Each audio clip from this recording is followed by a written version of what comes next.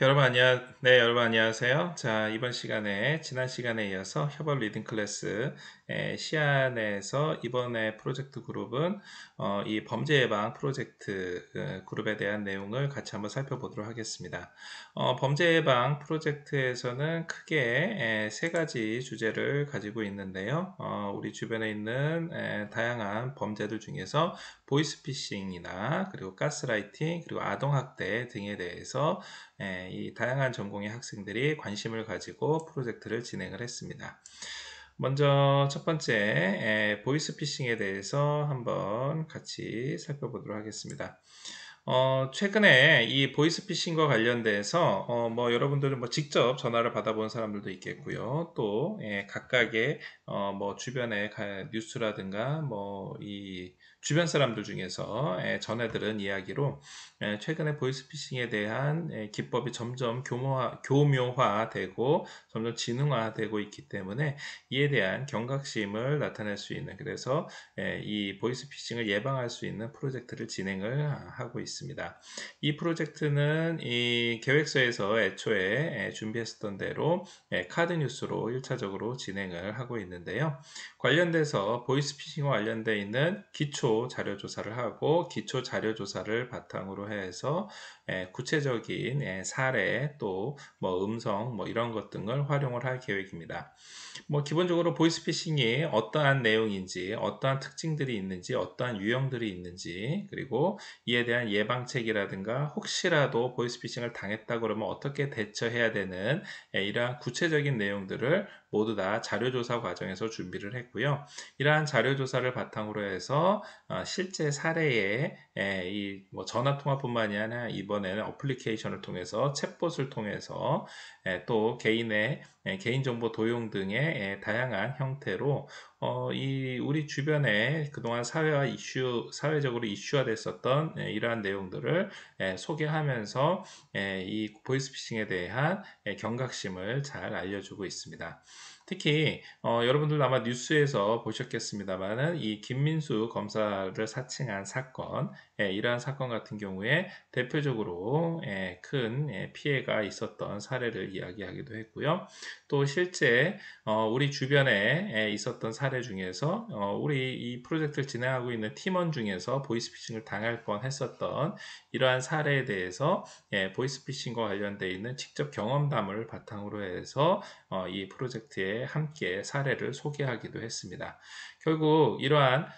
우리 주변에 다양하게 일어나고 있는 보이스피싱에 대해서 어떻게 예방해야 될지에 대해서 기본적인 계획을 세우고 이를 카드 뉴스로 현재 팀에서는 준비를 하고 있습니다.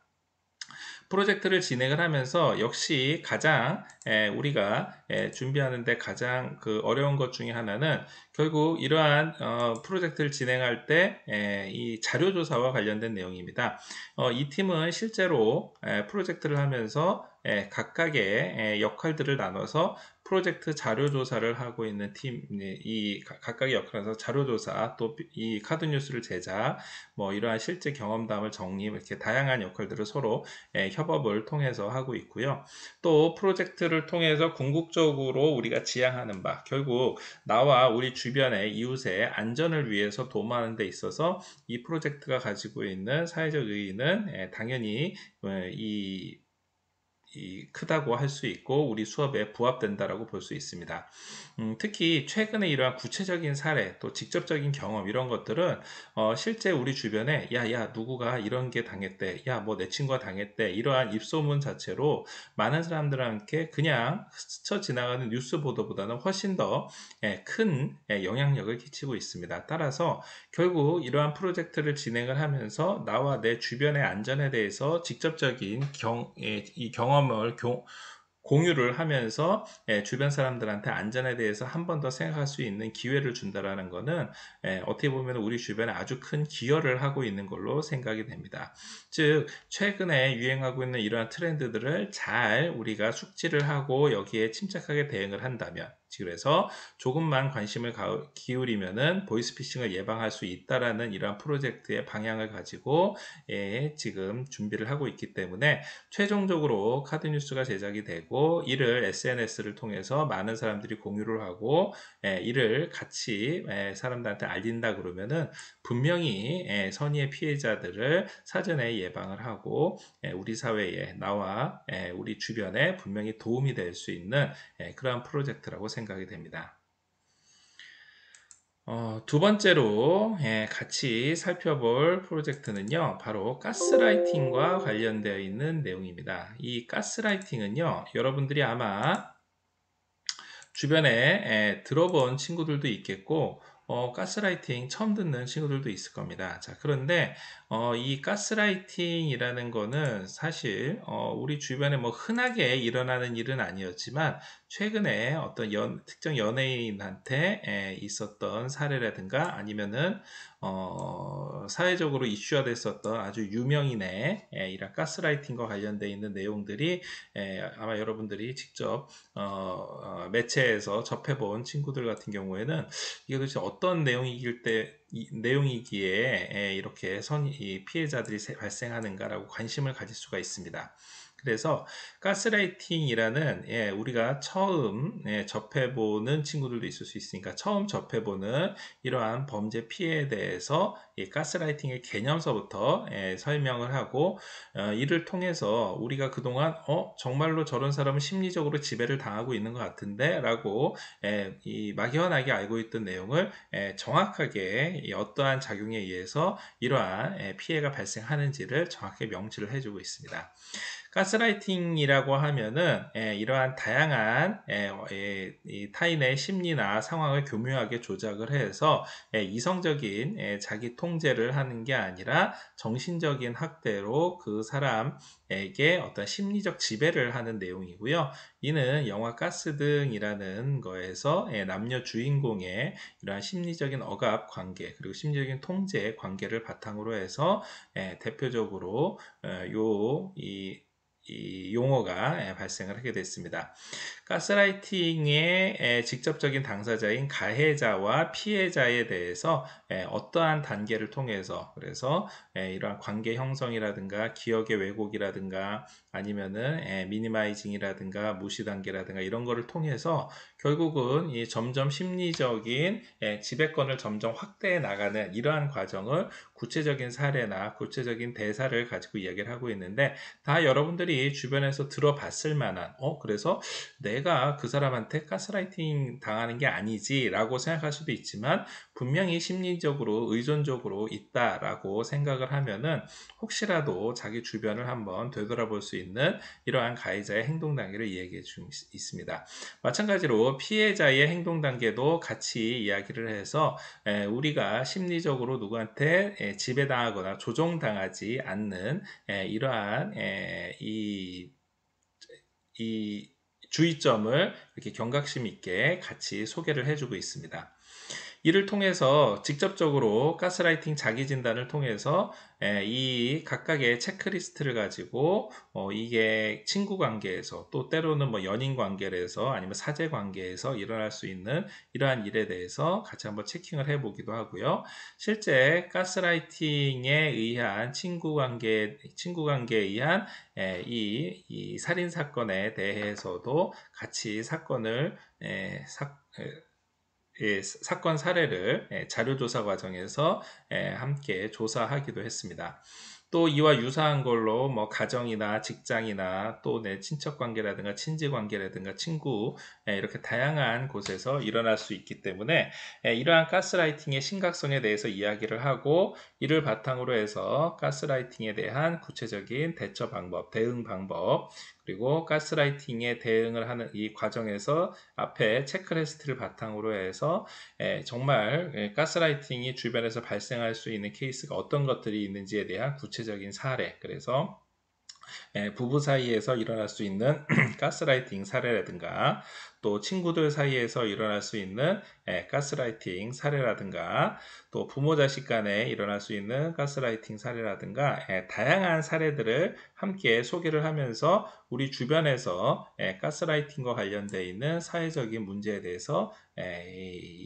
현재 자료를 준비를 하고 있습니다. 구체적으로 시안을 준비를 한 거는 이렇게 카드 뉴스의 형태로 PPT 형태로 진행을 될 수 있도록 현재 프로젝트를 진행을 하고 있고요. 이를 통해서 앞서 얘기했었던 내용들을 아주 일목요연하게 정리를 하고 정리된 내용을 바탕으로 해서 구체적인 개념이라든가 이러한 사례, 이러한 것들을 아주 많은 사람들이 관심 있게, 집중력 있게, 흡입력 있게 제시할 수 있는 이러한 프로젝트를 현재 진행을 하고 있습니다. 이 프로젝트는 실제로 이 내용이라든가 또 구체적인 사례 이러한 것들이 굉장히 좀 전문적인 내용들도 많고 또 우리가 아직 잘 모르는 그래서 우리가 그동안 관심 없었지만 이제는 앞으로 좀 관심 가져야 될 새로운 주제에 대해서 소개를 하는 거기 때문에 자연스럽게 앞서 얘기한 것처럼 이러한 자료조사 단계에서부터 많은 노력이 기울이고 있다는 점에서 이 프로젝트를 진행하고 있는 이 참여자들한테 박수를 보내고요. 이 과정에서 혹시 자기는 이제 준비를 하다가 보니까 자연스럽게 알게 됐지만 다시 한번 제3자한테 소개를 했었을 때 이 내용을 명확하게 이해할 수 있는지를 중간중간에 한번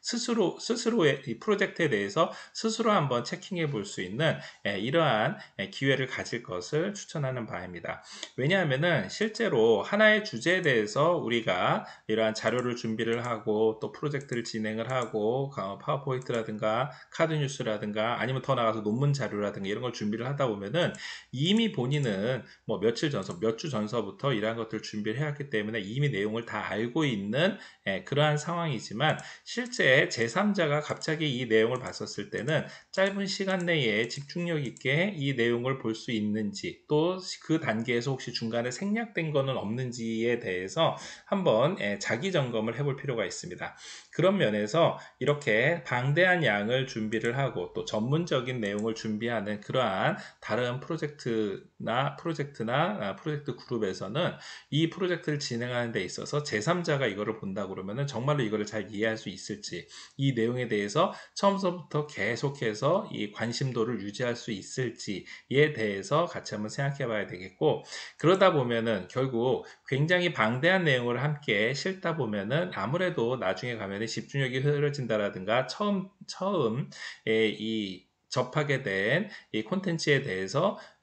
이 사람들이 그러니까 이거를 읽는 독자나 아니면은 듣는 사람들이 앞에 있는 내용을 잘 기억을 못할 수도 있기 때문에 결국 이런 거는 내용을 뭐 1부, 2부로 나눠서 이야기를 한다라든가 사례 중심으로 하나를 엮고 아니면은 내용 중심으로 하나를 엮는다라든가 이런 식으로 해서 이 콘텐츠를 분할해서 제작하는 것도 방법이라고 생각이 됩니다. 결국 이 프로젝트뿐만이 아니라 새로운 주제, 우리가 그동안 익숙하지 않은 그러한 콘텐츠를 접하게 되면은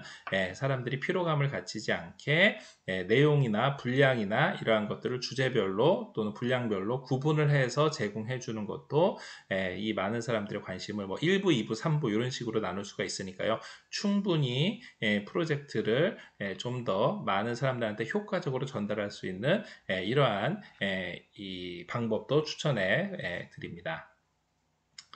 자, 오늘 마지막으로 볼 프로젝트는 바로 이 아동안전과 관련되어 있는